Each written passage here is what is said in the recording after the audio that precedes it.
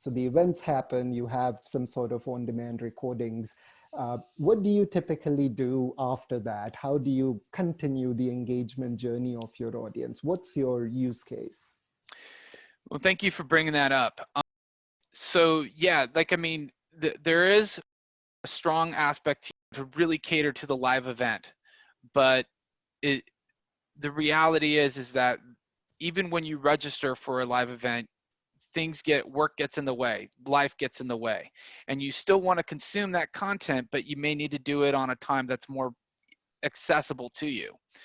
So you need to be able to quickly convert that live event into something that is in an on-demand format that can also be broken up into segments that are consumable for your audience, that helps them retain the information they need in the time that they have for themselves.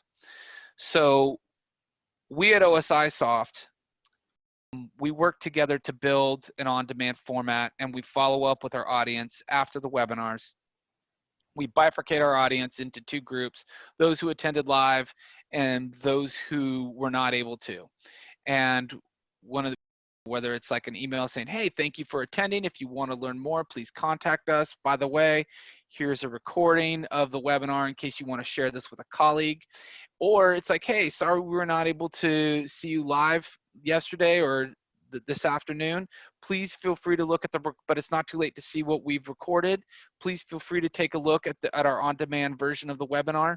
And I think one of the main things that's important is to have it broken up into segments, so that way you can have it consumed in smaller bites. So that way it's like, and then that way they can also see what's important to them. Maybe not everything in that hour is important to your audience member. And so if you're able to provide it in a format where it's like, they could see by, like, on a chapter aspect, what is important to them, that ends up providing more engagement in the end. Does that make sense? Yes, absolutely. And I think you and I, when we've talked, you've shared a phrase with me around the window of opportunity that you have with an audience member, that people have very limited time, which I think is such a great insight. Means we're all living in really, really busy times. Maybe if it's okay with you, let's segue a little into how you've been using Parmonic to accomplish and light up the use case with your on-demand recordings. Certainly, yeah. I mean, when I go to talking about the on-demand format, it's important, like one of the things I've mentioned, it's important to break it up into segments and be able to turn those segments out to the audience very quickly. Before Parmonic, it could take it was a longer work span and a harder workload for OSIsoft to turn those into chapters that we could segment out to our audience via on-demand webinars, via email, via social, etc.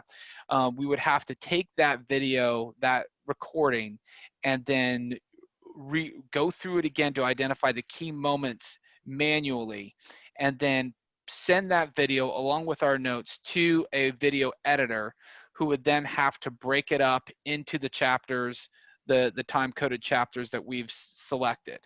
And then once they were done with that, we would have to go back and review the video, then go back and upload it to a server, and then go out and publish it. So there was multiple steps, multiple individuals involved in order to make something of that quality happen.